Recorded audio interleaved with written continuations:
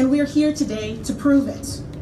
We're here today to support the expansion of the pipeline. We're here to support major new projects into BC.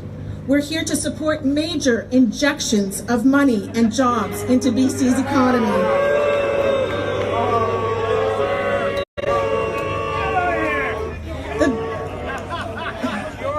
The Greenies have suggested, that because we support the companies that give us jobs, we are heartless.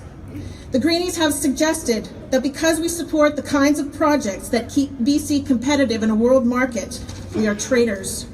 The Greenies have suggested that because we want to see more tax revenue generated to support our utilities and our social programs, that we are money grabbing. Well, we're here to stand up to those bullies that have dominated the public debate. We're here to represent the other side of the story, to show that in BC, we're here to show that in BC, the pro-pipeline side is supported by real live BCers with real live families at stake. This is why we're here. I'm so proud to be part of this group. I'm so proud that we are willing to get loud to represent the quiet majority.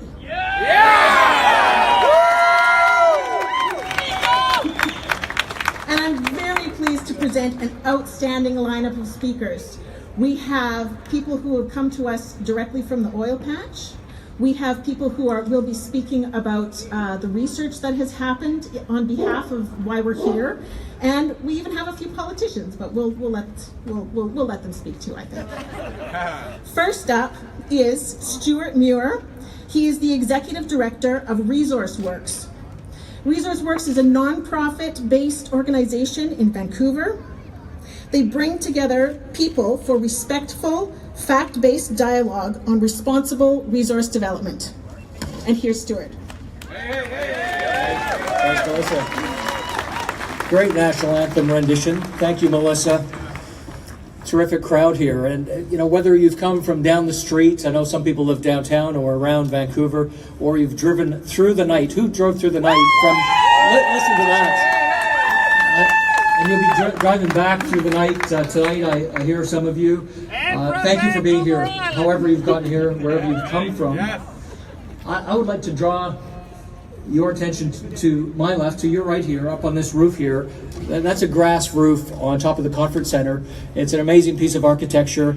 It is a grass roof that reminds me of a kind of grass that traditionally grew throughout the territory where we are, of the Squamish people, called Halco Mellum grass.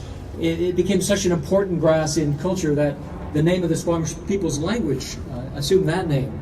And it was so important because there were periods when that grass flourished, and there were other periods when it could hardly be found at all.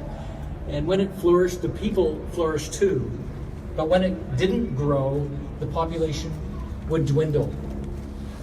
And looking around here today, I think everyone would agree that our grass is not growing the way it should be. It's not flourishing. We see so many signs of division, questions of whether we can keep this country going the way that it has gone so successfully for so long. Divisions like the Indigenous people and non-Indigenous people, divisions we don't need there. We need to bring that together. The haves and the have-nots, the homeowners and the renters in this city that is so notoriously expensive, the Albertans and the British Columbians. We shouldn't be talking about the divisions between these two great provinces and the people, but right now, because of what's going on in politics, we are. Do you agree with me that it is wrong that this is the case? We also have the co-development, and the not so hot on development, and even the no developing voices among these divisions. But in the end, we're all Canadians. And in 2018, the prosperity that should be here for all Canadians is, let's face it, primarily derived from the land. Now, in the absence of sufficient pipeline capacity to get our crude oil to the world markets, or LNG, natural gas to world markets, every day we're giving away millions of dollars, as Melissa said, to the United States, simply because we have to give our precious, non-renewable fossil fuel commodities away to the U.S. we're just letting them pocket the best part of that. And that's a travesty, is it not? Yes. Now, today's gathering is a reminder that we can and must work together. If we can bring these people together, you people here together, to create value from the land, ensuring that the prosperity is shared now and in future. And you know, in a place like Vancouver, where we talk so much about the high-tech economy, even the appeal, it must be said, of a new economy based on technology, it has an awful lot to do with good stewardship of our natural resources, because that's where the innovation takes place in its most valuable forms in many cases, and there's so much evidence of that. Behind me, you see the port. This is the abundance of Canada traveling to the world market for the benefit of Canadians. It allows us, the things that we ship out of this port, to buy the fruits and vegetables we get in the winter or even year-round, the medicines and the vaccines, $5 billion a year worth that we must import, that we can't make ourselves, the ability to pay for schools and hospitals. It happens because of the economic engine that is in front of you. And that is also the conduit for getting our natural resources in the crude oil area to market. Now, it must be noted that today we're standing on the traditional territory of the Coast Salish peoples, in particular the Squamish, Musqueam, the Tsleil-Waututh First Nations, Indigenous people in this era of reconciliation. And I think it's important that we have in our hearts compassion for the First Nations, including those across town in Burnaby today, some of whom have been led into environmental opposition. We feel your pain. We wish for your healing through reconciliation. Time and again, Canadian First Nations, and I hear this in the documentaries I'm making right now across Western and Northern Canada, Canadian First Nations have had big promises from the forces of no. Time and again, once those groups have finished shutting down an opportunity, off they go, off to stop the next Canadian opportunity somewhere else. No jobs left behind, nothing. And that's why so many of the chiefs that I'm talking to these days are mad. But some who aren't mad are the 51 First Nations who have endorsed the Trans Mountain Pipeline Expansion Project that we hear they're against. That doesn't add up. 51 First Nations are in favor. And today, let's send those nations and all the nations our love and thoughts, and let them know. Let them know, First Nations, we've got your back, don't we? First Nations, we're not going to cut and run on you. We are. Responsible natural resource development is not just a backbone of renewed prosperity for First Nations and rural communities, it's a strength of Canada. And to unlock the benefits of the land so they can be shared, we have to be able to get our commodities to market safely over this water here. And those of us who believe that our crude oil or LNG can be part of Canada's beneficial trade also have to realize there is a responsibility to speak out as you're doing, to stand up and be Canada as you're doing today. Others should join you to do this. Yes! And that's what today is for. It's really the first step in a journey. And I'm going to say there is quite a speaker lineup, and for some of those speaking today, let's recognize it is an extraordinarily brave thing for them to stand up here following me to provide their testimony and their authentic stories. Let's applaud that bravery that's to follow. Thank you very much, ladies and gentlemen.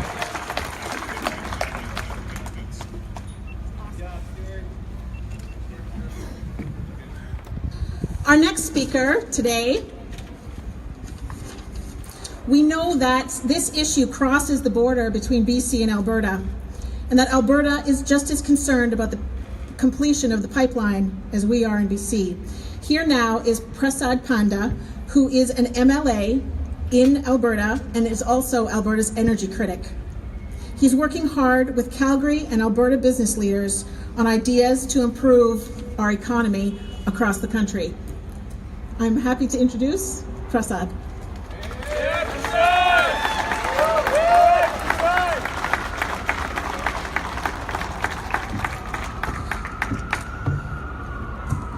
Good afternoon, everyone. Thank you, Melissa and Stuart, for having us here. I'm not here to give you any big speech, but I'm only here to thank each and every one of you for taking time to come here and show your support for Trans Mountain Expansion Project. And I'm also here to thank all our First Nation brothers and sisters who are supporting this project, recognizing the economic benefits for all Canadians. So Prime Minister Trudeau and the Cabinet approved this project after thorough due diligence was done by National Energy Board. So it's already 455 days and counting, and we still haven't got the shovels in the ground. So when we get this project going, there will be well-paying jobs for all Canadians, including British Columbians. So as an engineer who worked in oil and gas for 28 years, I worked side by side with many Canadians, including British Columbians and also from all the way from Atlantic Canada. They were all coming to Fort Mac, fly in, fly out when I worked on Suncor projects. Every one of them are benefiting out of this. So Albertans are not selfish in this. We are prepared to share our prosperity with every Canadian. And the alternate is, if we are not acting as one federation and as one country, the alternate is we'll continue to sell our product to the south of border at $30 per barrel discount, which will run into billions of dollars. So Scotiabank estimated it could be $16 billion per year, which will be around 43 million per day. Canada will be losing. So that's a loss for British Columbians, that's a loss for Albertans and all Canadians. Do we squander our wealth like that? That's not what I'm hearing. So I was here since yesterday, and I reached out to my provincial counterparts here and also federal elected officials, and they all recognize the benefits of this project. It is in the national interest, and at some point we have to build this. We can't just let it die the way Energy East project was killed. We won't let this happen. So we are here to work with British Columbians, with the First Nations. We are here to address any environmental concerns. But if it is just politics, and if it is not the policy, we won't let them to kill this project. We'll do whatever it takes to get this project built. So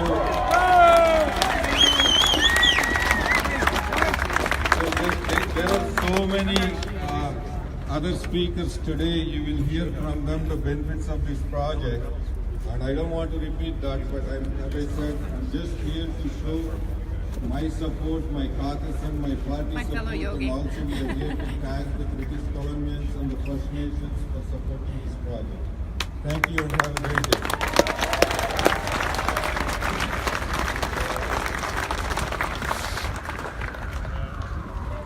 Thank you so much. We're very lucky to have him. He has to rush away and grab a train now. Our next speaker today, we're very lucky to have. It's someone who's seen a lot of the media. When I was interviewing him to make his introduction, he said, well, most people know me because I'm famous for confronting Jan Fonda, the victim of monsters in Fort McMurray.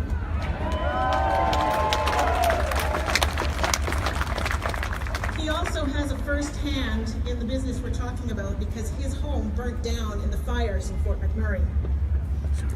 He has been on the cover of Oil Alberta magazine. He was featured in the National, in the New York Times, and in Breitbart News, just to name a few. I'm very happy to welcome to the stage Robbie Picard, founder of the Facebook page Oil Sands Strong.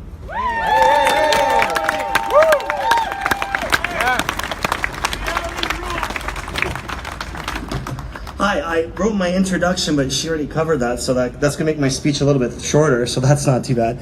I want to start off by talking, does anyone remember the Avro Arrow many years ago? Yeah. And what I'm really worried about is because Canada's failure to address our aviation and put money into that so we could actually be a country that grew and was a world leader. Now we always have to seem to give a lot of subsidies to an airport or an airline company named Bombardier. Yeah. So my biggest fear is that in this time frame that we have been infighting over these pipelines over and over again, they're winning a lot of fights. For whatever reason, the Energy East pipeline was canceled. The Trans Mountain pipeline, and Justin Trudeau banned the ships on the port. And all we do is sit back and watch the United States, which is our only customer, which is now going to become our biggest competitor. And I believe that the majority of people in Canada support these pipelines. They understand the responsible development of energy, and they understand the big joke when you have hypocritical celebrities like Jane Fonda flying in on private jets who are worth hundreds of millions of dollars, who do nothing personally to cut their own carbon consumption. Hypocrite! We have to fight back. Has anybody here ever worked in a camp? So, I wasn't sure I was going to broach this, but I'm just going to spit it out. I'm disgusted with the Indigenous Climate Change Network, which is funded by Greenpeace. They're putting out this big press thing now implying that camp workers are rapists. So if you're a hardworking guy trying to feed your family, let's just say from Newfoundland, and you get a job in the oil sands and you have to live in camp, and you're supporting your children, putting them through college, now they're implying that you're a rapist and you're not a good person. Garbage! Fear-mongering. 60% of the energy in Vancouver comes from the Alberta oil sands. And we Albertas want to work with BC. Can you imagine the partnership that we work together if we actually care? Too long, different parts of Canada have benefited from Alberta without supporting Alberta. They don't want to stop using fossil fuels. Greenpeace certainly doesn't. I mean, how many people did they fly in for their protests today? At the same time, if we shut off the taps, the price of fuel in in BC will go up considerably when you pump your gas. What are we supposed to do in Alberta when we're supposed to be a country working together for the betterment when we have these infighting constantly, and slowly but surely the oil sands and our energy is getting the death of 1,000 cuts. And I think it's time that we completely fight back, and we need to stand up against all of this negativity.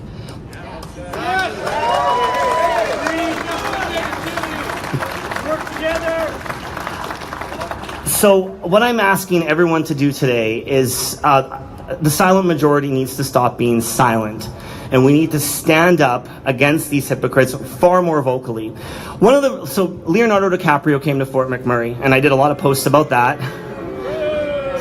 So did Neil Young.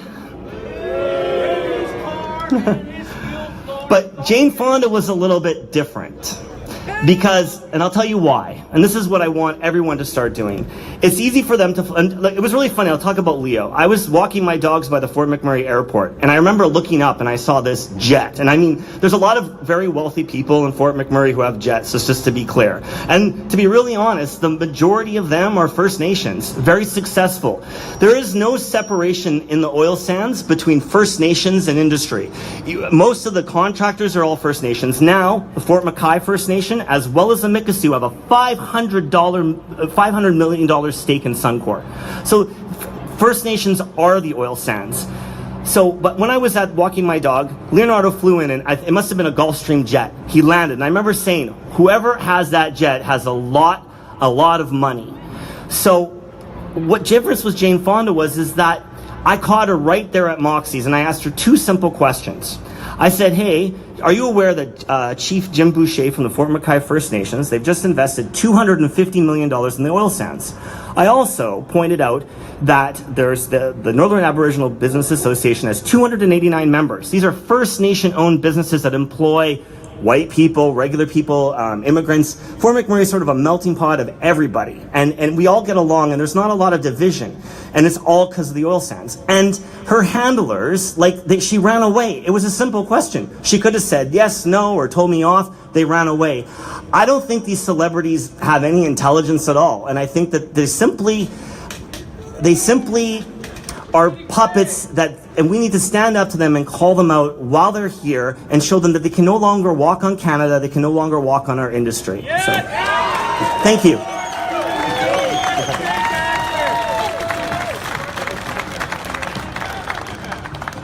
you so much. Isn't it wonderful to hear so much passion out there? Don't you feel like you're in good company? So our next speaker is also a very impassioned speaker and someone who is the best kind of evidence to show how grassroots a movement this is. We're very proud of the fact that we are speaking from people to whom these things really, really matter. And the best example of that is our friend who's an oil worker, an advocate, and has been living in Grand Prairie, now lives in Edmonton. He's worked on the lines his whole life. Can you please join me in welcoming Bernard Hancock?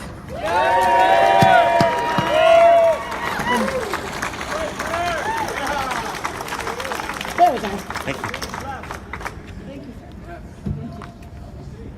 Hi guys, it's really heartening to see that you all made it out today to support our natural resource industry and prosperity for this country now and into the future.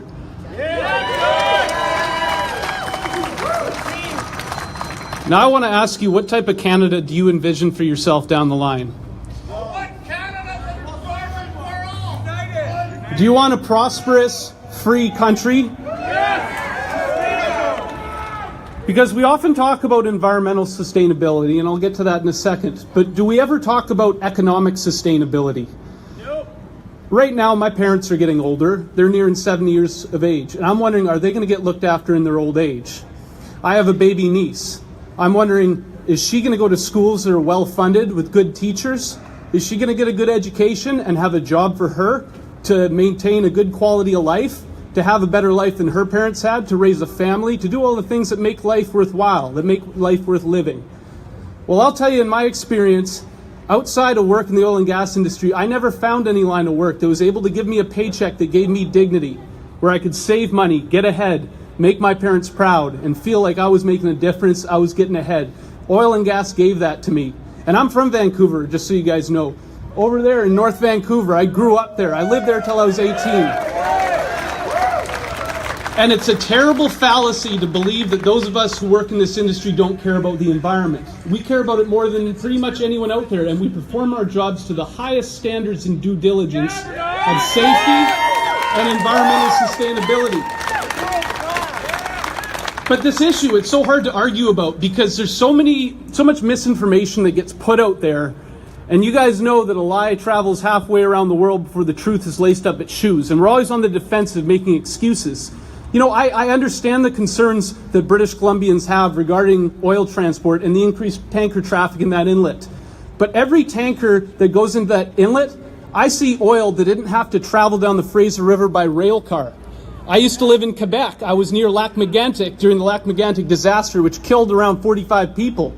I've seen the destruction that can happen if we make mistakes. And mistakes, there's always a chance that a mistake will happen. But in any undertaking, you have to look at risk versus reward, and you have to do your due diligence and make decisions based on evidence. And that's what's been done with this pipeline. There's 157 conditions that were agreed to by Kinder Morgan that go above and beyond what the law calls for. There's $1.5 billion federal ocean response plan in the event something did go wrong. We've accepted a carbon tax in Alberta, and we put a cap on oil sands emissions. So basically, there's an end to where we see this industry growing. We've made all these sacrifices in good faith, entering in good faith as bargaining partners with environmentalist interests. And we feel like now that we sacrificed all that, the door's been shut in our face, and they were not bargaining in good faith. And what's really frustrating to me is I see these environmental activists, and the only people they're helping, whether they know it or not, is Donald Trump's America, by maintaining a price differential that advantages American refining interests. Isn't that funny? Stand up for Canada.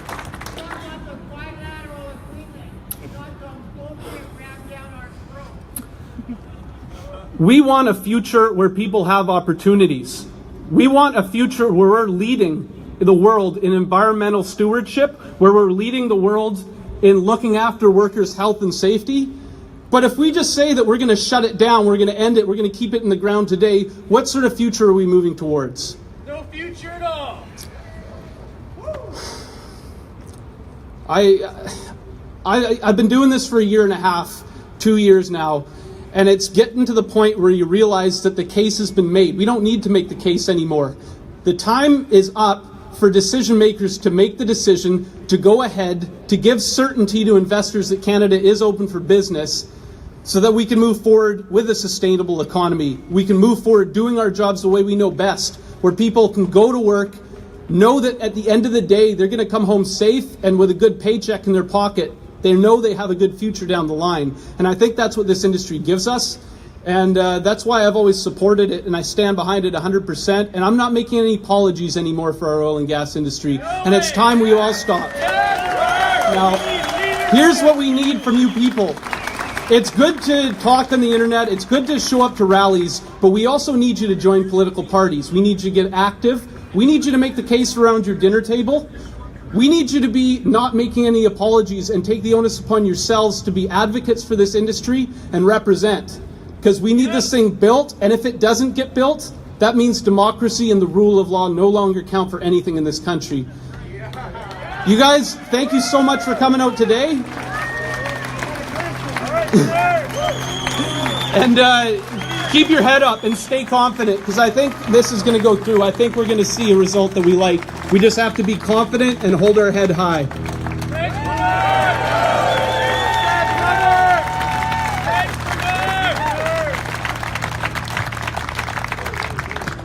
Isn't he wonderful? We now have another very special treat for you that I know you've all been waiting for. The next person who's coming to speak to you this afternoon is someone who I have been following in the Financial Post for quite some time. She has done excellent, outstanding research on money and where the money comes from to support protesters. She's done excellent work on where the money comes from for other major issues that we have in British Columbia, like farmed salmon. I am very proud that she has come out and agreed to speak to us today. I'd like to introduce you to Vivian Krause. Hey, wow, it is so awesome to see everybody. I wish you could all see how good you look. This is so cool. I'm so excited. You know, I've been following this money on the anti-pipeline activism now for 8 years, and I wish I'd been wrong. I hoped we would never get to this day, but here we are. So we need to know who we are, what we stand for, and what we're going to do. You know, on the other side of town today, there's another rally. There's 5,000 people over there. We're much smaller. We have a much smaller budget, but we have a much bigger idea. Our idea is that we're going to do the best we can with our natural resources. We're going to be the best country that we can possibly be, and we are going to break the U.S. monopoly on our oil. That's what this is all about, folks. This is about the U.S. monopoly on our oil. When I started doing this research, I was worried because I saw that the same thing that had happened to the farmed salmon, which is British Columbia's most important agricultural export, well, except for the other one, but farmed salmon is an important agricultural export. And what I saw was that the same groups that were shutting down that industry were turning their sights on Alberta oil. And I thought, man, this is not good. This is really going to be bad if we don't wake up and smell the competition. So I started following the money. But at the time, we really didn't know what the campaign was all about. I stumbled across it by accident because in the tax returns of these foundations whose money I've been following, there were just these 3 little words: tar sands campaign. We didn't really know what it was. Was it against Northern Gateway? Was it against Keystone? We really didn't know. But 8 years later, we know. Now we know. Because the guy who has been coordinating this campaign for 10 years already, he said that from the very beginning, the campaign strategy was to landlock tar sands crude, landlock crude oil, to keep it out of international markets where it could get a high price per barrel. That sucks! That sounds pretty clear to me. You know, the people that are at the other rally today, they are just as Canadian as you and me. Nobody here is no less Canadian than anybody else. But the money, the big money that is behind that rally, from the Tides Foundation alone, more than 400 checks and wire payments totaling $40 million. Just imagine how much we could have done with that, right? That big money is not Canadian, and that's the difference. Decisions about how we should manage our natural resources are being made behind closed doors and not in our country, in another country. And I shouldn't have to go into U.S. tax returns to find out who's funding who in my country. Who agrees? Great. Well, thank you everybody for coming today. Thank you especially to the First Nations people who are here. Thank you for sharing your land with us. You know, when our grandparents and great-great-grandparents got here, First Nations people helped us get our exports to overseas markets. Thank you. We couldn't have done it without you then, and we can't do it without you now. Tens of millions of dollars, in fact, more than $100 million has gone to First Nations who are opposed to this pipeline. And how much have the First Nations who are in favor of it got? I don't know of any money, really. Nothing to speak of. We have First Nations here, people here from Fort Nelson that came all this way just to be at this rally. I met Cheryl just before and a couple other people. So thank you especially to the First Nations people here. And lastly, let's remember where we are. Where are we? We're here at Jack Poole Plaza. You know who Jack Poole was, right? Jack Poole, he was the chairman of the Olympics. He was the guy who had a big idea, and he wasn't afraid of all the people that said, no, you can't do this. In fact, there was even a referendum. Can you believe it? A referendum over whether we should have had the Winter Olympics in 2010. The man who was the chairman of that project, he was Jack Poole, and he'd be so proud of us today, I'm sure he would. So thank you, everybody, for coming onwards. Let's get this pipeline built. Thank you.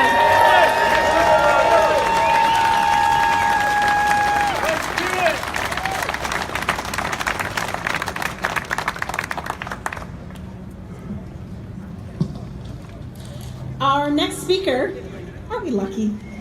We're lucky for the sun. We're lucky for the things we believe in. We're lucky for the kind of talent that our organization attracts, including everyone here.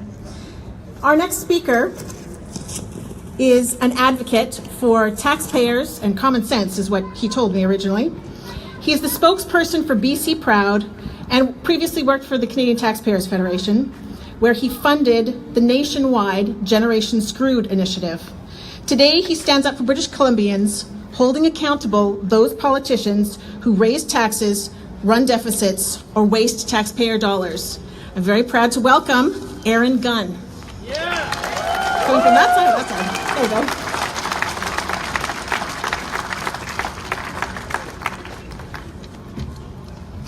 All right, well, first of all, I founded Generation Screwed. I didn't fund it. My pockets aren't quite that deep, but thank you, Melissa, for that introduction, and thanks to all of you for coming out on this beautiful Saturday and hearing from this great lineup of speakers who have already come or are yet to come. My name is Aaron Gunn. I'm the spokesperson for BC Proud, as was just said. We're the most politically engaged online group in the province. Many of you have probably seen our Facebook videos or content on there.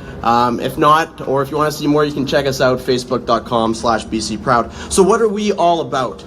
Well, we're committed to advocating for a strong BC, for lower taxes, for less government waste, and for the responsible development of resources in this country and in this province. Which is why, I have to be honest with you, I've been so discouraged by the recent actions by the present government in Victoria. I've watched as they've shamelessly risked thousands of jobs, billions of dollars, and a domestic trade war with the neighboring province. And for what? To wage an unconstitutional fight against a federally approved expansion of an existing pipeline. A pipeline that has operated safely for over 60 years. You know, during that time, there hasn't been a single maritime incident, not a single one. Yet that's the kind of fear-mongering that you hear. And let's be clear, and we need to be clear in this debate, no one does safety and environmental stewardship better than Canada or better than Canadians.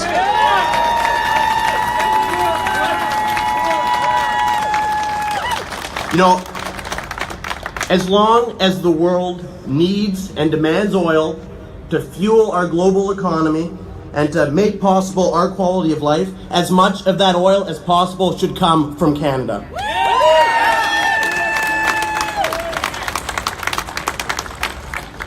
And make no mistake, if Canadian oil stays in the ground, and just to be clear, the true objective of these radical eco-activists is just that, is to keep Canadian oil in the ground. If Canadian oil stays in the ground, those investment dollars will go elsewhere, okay? Those jobs will go elsewhere. They will go to brutal, repressive regimes like Iran and Venezuela, and they will go towards funding the objectives and priorities of those governments, like the repression of peaceful dissent and the export of terrorism.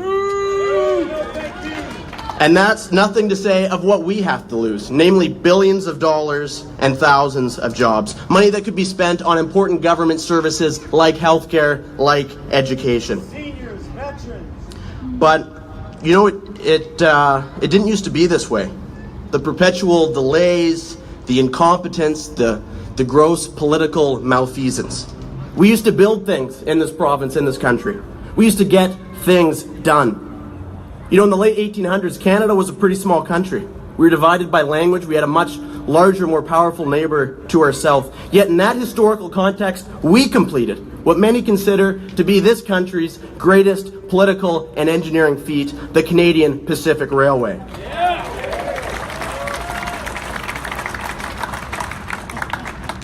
Championed by Prime Minister John A. Macdonald, the bulk of the work was done in just 4 years. And it was completed through some of the most expansive and difficult terrain in the world. Many of you, I'm sure, have driven through, as I have myself. It was the key to bringing this province, British Columbia, into Confederation.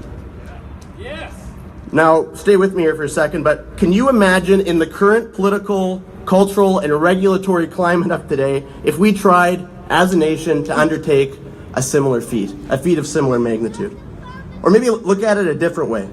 Look at it a different way. If the current political climate of today existed in the late 1800s, Sir John A. would have literally died, breathed his last breath before a single spike could have been driven into that railway, I can guarantee you that.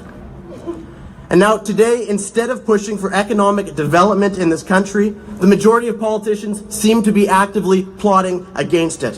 Whereas before the government served as a willing partner with industry, today they serve as the primary vessel for its obstruction. Something happened to the spirit and vigor that birthed and built this nation. Something happened along the way that is keeping us from fulfilling our potential. It's hard to disagree with that, I have to say. But it doesn't have to be this way. McDonald dreamed big. Some of our other prime ministers, Sir Wilfrid Laurier, dreamed big, and we can dream big once again. And the truth is that there is a silver lining to this problem, and it lies in the solution. It's that we don't need the government to step up in any particular way. We just need government to get out of the way. Right? We just need the government to give this country back to those who built it and continue to build it, the people. And that begins where this country draws its greatest source of strength, the wealth of its resources and ingenuity of its citizens. Combined, these assets can make Canada an energy and resource superpower. And it might start with the Trans Mountain Pipeline, it might start with LNG development up in the north, but this province and this country are capable of so much more. Now, I know, because I've talked to so many of you and so many British Columbians and people from across this country, that the people are ready to play their part. The only question is the government. Thank you very much. Thanks for coming out today.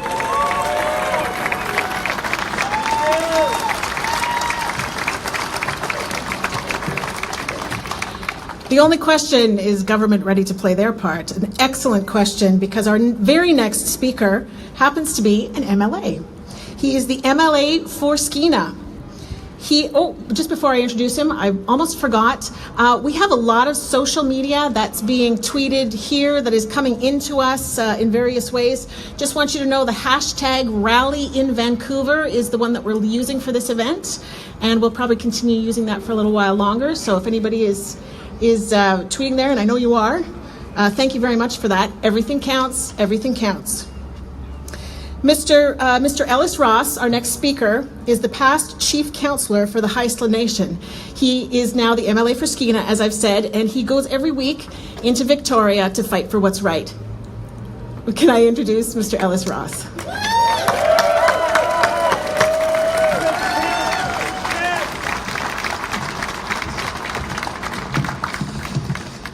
Hey guys, welcome. Thanks for coming out. And I'm going to try not to repeat everything that's been said already. Just to give you a quick, brief update of who I am, I'm just an average guy. I'm not a polished politician. I spent my whole life laboring to put food on the table and support my family. And when I was chief counselor, all I was trying to do was get one LNG project approved. That's all I was trying to do. So when it stalled, I actually resigned from being chief counselor to run for MLA because I thought I could do a better job to get these projects across the finish line. Big mistake. I found out that there's actually more to it than just what was happening in my territory. And I also found out that actually the fight to try to get LNG approved has got to be expanded to all the other industries because forestry is under attack, mining, Kinder Morgan, aquaculture. It's all across all our industries in BC and Canada. And that's why I'm here, is basically that we shouldn't just be looking at Kinder Morgan to support. We should be looking at all the resource projects because all our kids get employed by these projects.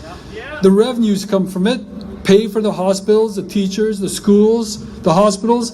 And this goes for First Nations as well, who enjoy those same services, myself included. I don't want to see these services erode. I want to see them get better.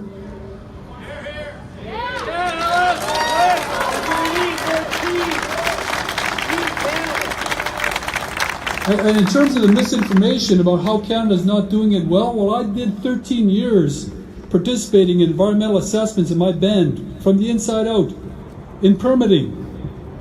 And I couldn't believe the high standards that Canada and BC have.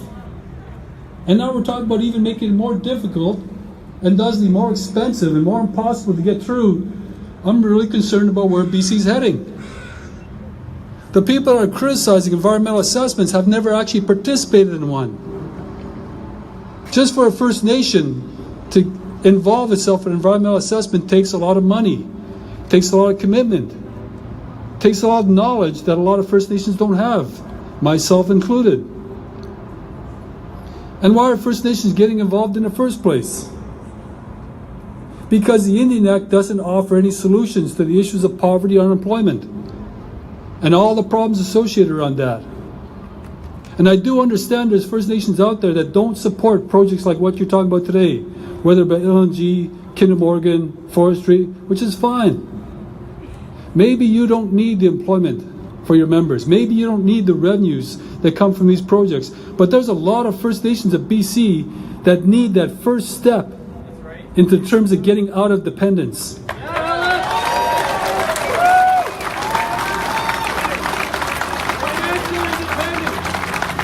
There's a lot of First Nations of Prince George to Kitimat that signed on to the LNG projects from day one. They're not political people. They're not political people. All they want is a way out of these horrible living conditions they're under. That's all they want. The same goes for the Kinder Morgan. I see all these signs up about 51 First Nations signing up. There's one right there that signed on to Trans Mountain Canada.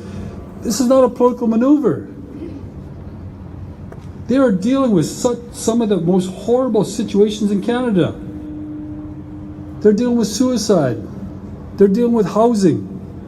And there's no answer out there for all the First Nations in Canada. 600 First Nations in Canada. There's no answer.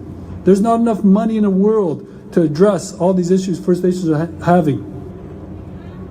So what is their solution? Start from the ground up and give one Aboriginal member, one at a time, a job.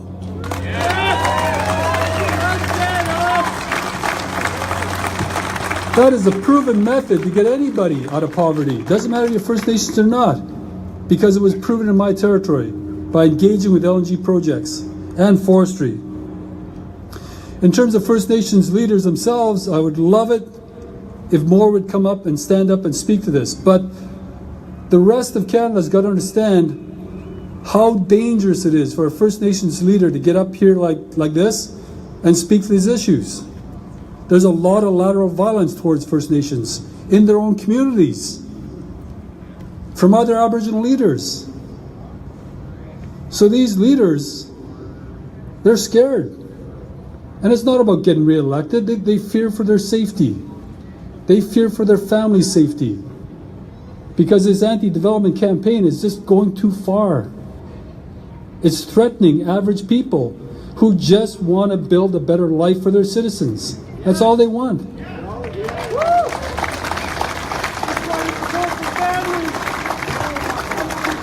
And I know this goes for everybody in Canada. And I know everybody's fearing that the jobs are going away. And quite frankly, I share your fear. A lot of people in my riding, in Kitimat and Terrace, Niska, Haisla, are leaving home for jobs. Going to Manitoba, going to the Yukon. Some are going to the United States. That's not right. When we got the opportunity to build an economy here in BC, they should not have to leave BC. They should stay. They should have the option to stay in the place where they're born and raise their own families. Yes! We need leadership, energy independence. If we are going to stand up for BC, and if we are going to put in the effort to take back Canada, then what I suggest is, number one, the silent majority speak up, stand up, be counted, and number two, demand facts, demand scientific information, demand it from people that have professional designations that have the right to speak in it, not interpretation of facts given by movie actors or by rock stars. Don't do that. Listen to what these scientists are saying about resource development, whether it be LNG, Kinder Morgan, aquaculture. That's where we should start, and demand that our legislatures do the same. Making decisions based on fear and propaganda is wrong. That is not going to put us on a good path to where BC and Canada should be heading.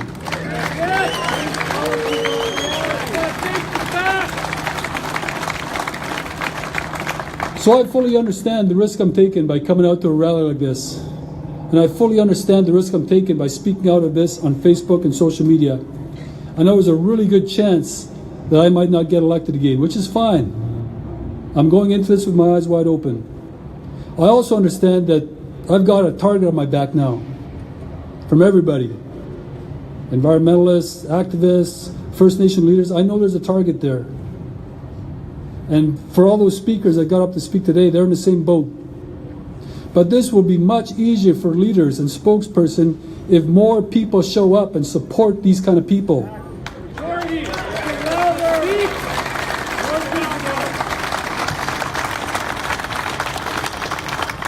There's two things I'm going to leave you with. As more and more of you get involved with this and stand up for BC and stand up for Canada, there's two things I ask of you. Be civil. Do not take a threatening approach. Do not intimidate each other.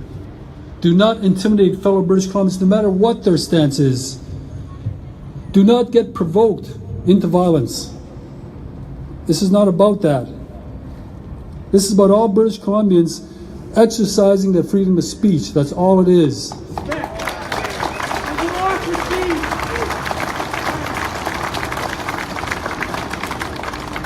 The other thing I'll leave you with is that we all have the right to have our own opinions.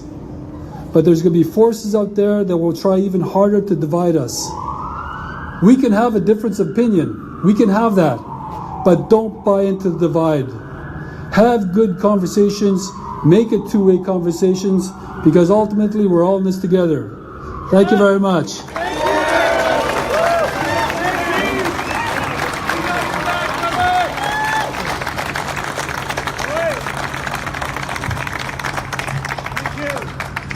Doesn't that make you proud to be a British Columbian? Hey? My chest is about this far. this far out today. Our next speaker, also an excellent speaker, is the manager of a group called Canada Action. Canada Action is a grassroots, non-profit, pro-resources advocacy group. And I hope that many of you will have come to this rally as a result of the send-outs that they've been doing for this rally for a long time. I'm very, very happy. In fact, I believe that all the people that you see in t-shirts are probably connected with Canada Action. So I'm very pleased to announce James Robson, manager for Canada Action.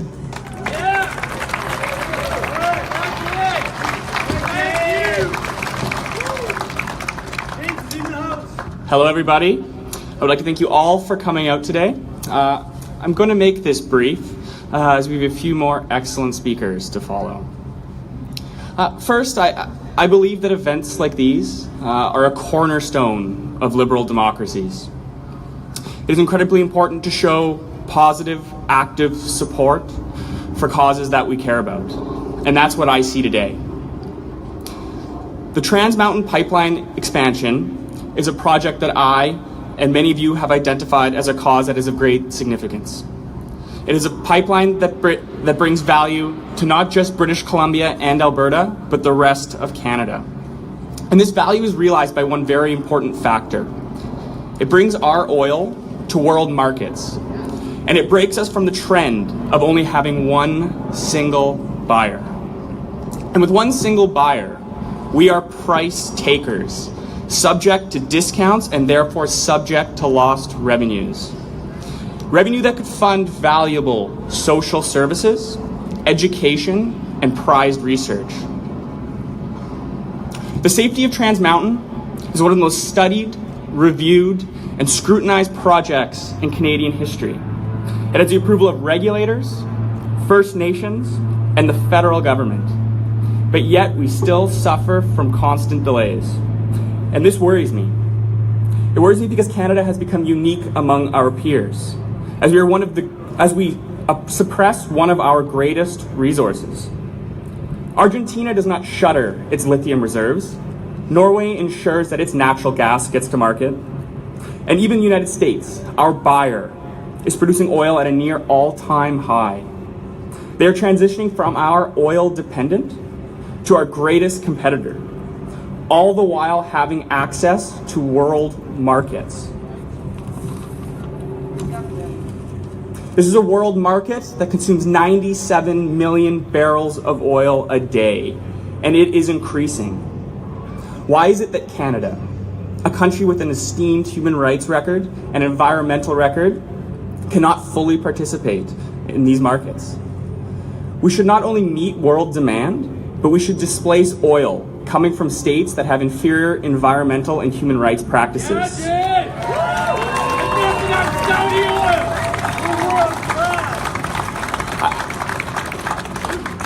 I think if I knew why, I would be in far greater speaking demand. But I believe in the power of people. I believe in the power of knowledge. And I believe we need to remain positive. So I ask every single one of you to take action. Energy literacy is not at an all-time high. But when you arm yourself with the facts, you can advocate. Engage in pragmatic, respectful dialogue when you see inaccuracies, and take part in events like this. As the majority of Canadians support pipelines, we need to show it. Write every political office you can, and write them frequently. Express your support.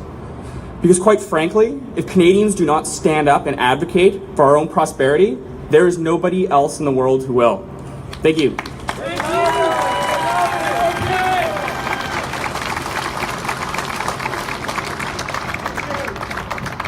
I want to give another big thank you to James, because it is organizations like his that communicate with grassroots like everybody here.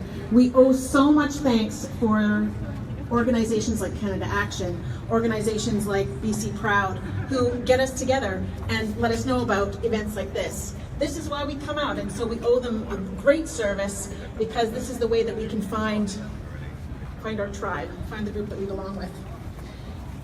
On that thought, we have another representative coming to speak to you next, He is a manager with Generation Screwed. I'd like to introduce Mr. Ben Lawton.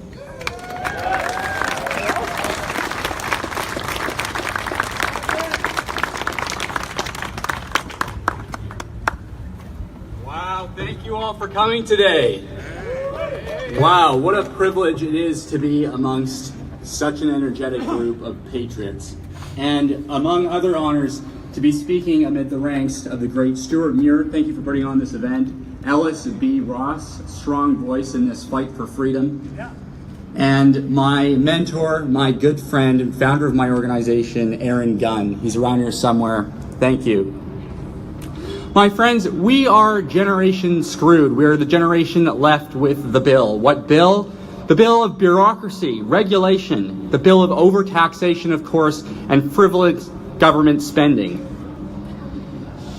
Fumbled government policy driven by political greed and unrestrained state interference in our economic lives have driven us into debt. And yes, we are also stuck with the bill of obstructionism in our resource sector. Every day we are being shortchanged. That's gonna stop! It's gonna stop. It's gonna stop soon. We are Generation Screwed, and we are left with a stark choice. Continue down the path of ballooning debt, perpetual deficit financing, and the political interests of the few, or balanced budgets, free market enterprise, economic independence, and self-determination for the people. Today, we have a choice. Will we embrace our energy sector, reap our wealth that is rightfully ours, rebuild our beleaguered communities, our homes, our broken homes, communities, and rise together as a nation, as a generation that said, yes, yes we can and we will sell our products overseas. We will fuel the economies of the world, and yes, we will build the greatest, safest, most technologically advanced, most ethical oil and gas petronexus the world has ever seen. Or will we be mute, do nothing, sit back and watch foreign-funded lobbyists, politicians, and big environmental divide and conquer the people of Canada?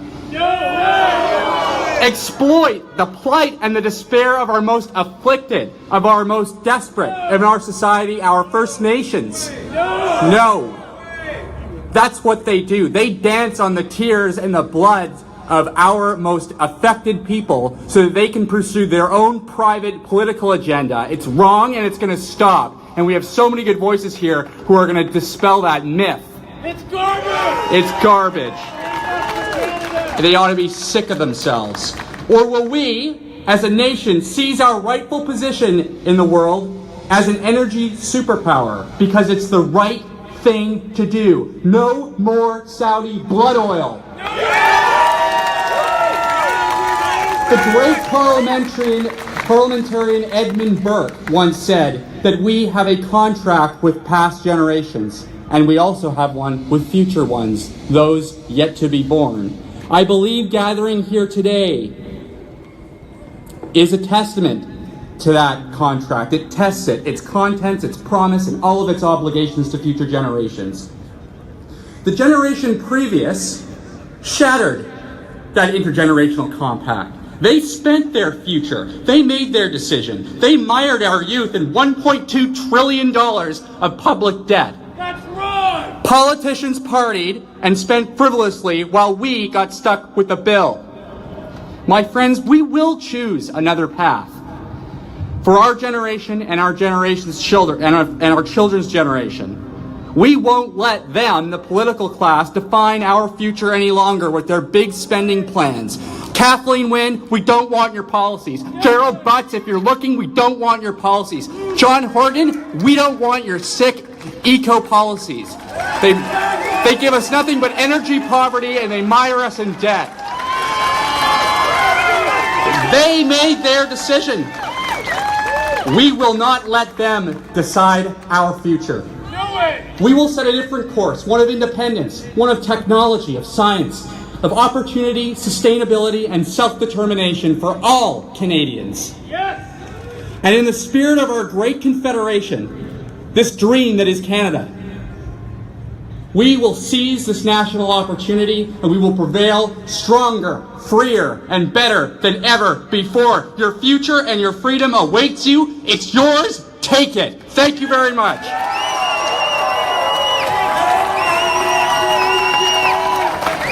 Thank you.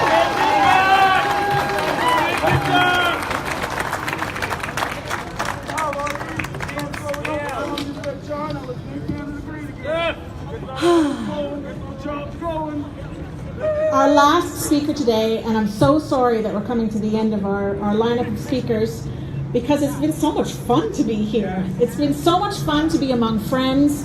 It's been so much fun to hear other people saying the things that I've had going on in my head, and I'm sure you guys are feeling something similar. I'm going to introduce our last speaker. Her name is Margareta Dovgal. She is a political organizer. She's about to graduate from UBC with a BA in Asian Studies. She got involved with Resource Works in 2015, first as a volunteer and then as a researcher and a writer. In addition to her love for energy policy issues, she's passionate about women's rights in Canada and around the world. I'm very happy to hand the mic to Margareta.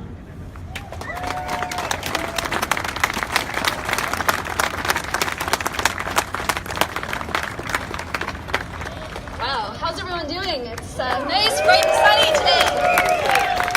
Great weather. We're worried about rain. I'm really, really happy to be here. So as one of the many, many organizers, the people that have poured their endless time and energy over the last few weeks into making this rally happen, it's an absolute pleasure to be here and a privilege to be in all of your company, standing up for Canadian natural resources, Canadian oil and gas, and Canadian future prosperity. Really excited to be here. I'm going to finish, since I'm the last speaker, on a note about values and about bridging values, about what we need to do to move this movement forward, what we need to do to ensure that Canadian natural resources, especially our oil and gas, can actually get to market. It's about understanding that the people that are here come from a diversity of backgrounds. We have a lot of conservatives, we have a lot of liberals, and I hear we even have a few new Democrats in the House.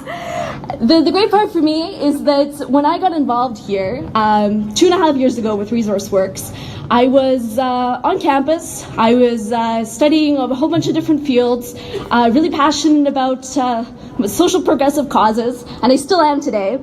And I was also in the midst of a little something called the divestment campaign at UBC. So there was a lot of activism going on around divesting from natural resources and benefits from natural resources. At the same time, Stuart Muir, Executive Director of Resource Works, who I'm proud to work with, came to my campus and he spoke to a little group of politically engaged folks. And it was an absolute pleasure to hear from him because he really got the gears turning in my head. I asked myself, a lot of my friends, we asked ourselves, what does it mean, on one hand, that we want a future that is environmentally sustainable? We want a future where we have prosperity. And what does it mean that at the same time, a lot of us are also saying no. They're saying no to the natural resources that fuel the Canadian economy, that drive innovation, that drive prosperity and economic growth. The two just didn't add up for me. So I made the decision. And Stuart, I'm really grateful, had me in his organization, to become an advocate for natural resource development, done responsibly and sustainably. I'm here for two main reasons. The first one is that I care deeply about ending inequality. I care deeply about prosperity and what it can offer to people who are marginalized. I care a lot about children growing up in poverty, children growing up on First Nations reserves that don't have access to clean drinking water. I care about people of tomorrow who, if we don't stand up now, are not going to have a chance to speak. They're not going to have a chance to participate in our economy. That's the first one. I also care about ending climate change and climate action. I know that in order for us to transition to a green energy economy, we need to do it pragmatically. We need to make use of sustainable, clean burning transition fuels like liquefied natural gas. There are markets in Asia, there are countries that are transitioning from coal and coal-powered coal-burning power plants to burning LNG because it is a sustainable way forward, a sustainable way when we get there to transition to entirely green technology. We're not there yet, but if we say yes to Canadian oil and gas that is extracted responsibly, ethically, with the highest world-class environmental standards, we're going to get there. So I'm just going to finish on a note here. I want you to look around. I want you to look around at your friends, people you've never met before, people that hopefully you're running to in another one of these rallies, because we're going to keep this going. And I want you to understand that we, again, come from a diversity of backgrounds. That is our strength. We're not just about a one-track agenda, one-track mind, green, green, green. We're about understanding all the benefits the responsible natural resource development brings to British Columbia, Canada, and the world. So I want you to take your values. You're standing up for jobs. You're standing up for prosperity. You're standing up for future generations so they don't get screwed. You're standing up for opportunities for meaningful reconciliation with First Nations. Like me, maybe you care deeply, and I know I do, and I know a lot of you do too, about ending climate change and acting meaningfully to prevent it. I care a lot, I think Melissa mentions a lot about women's rights, and I know that when it comes to issues that I care about as a social progressive, we need a strong economy, we need a strong tax base for us to be able to fulfill our promises and say yes to the things that we know we want to promise our society. So ladies and gentlemen, I want you to join together with everybody across the political spectrum, because this is a cross-partisan issue. This is an issue for all Canadians, and I hope you'll join me in saying, let's stop the politics, just build the pipeline already. Thank you.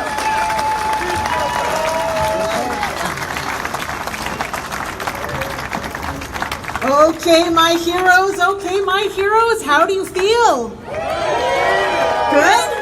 or great? Great again! All right, here's your homework assignment, kids. I want you to turn to your neighbor right now, and I want you to look at them and say, in 1 month's time, I am going to do this to help support the cause. I'm going to sign a petition. I'm going to write a letter. I'm going to tell my friend to come out to the next rally. I'm going to sign up onto the mailing list, which, by the way, there's a couple of yellow sheets of paper going around if you want to sign up on our mailing list. And I'm going to stay involved. I want you to turn to everybody right now and tell them what you're going to do. Make some noise!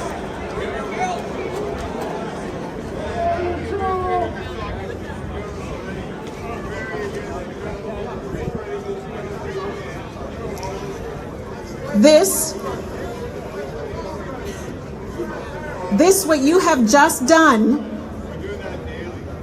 is the first step in a journey of 1,000 miles. There is nothing we can't do with a motivated, responsible, respectful, thoughtful group of people like the ones who are here today. Thank you so much for coming. Please stay tuned for more events. There are 2 clipboards going around that are petitions that you can sign here today. Make sure that you leave us your email address, and let's do this again.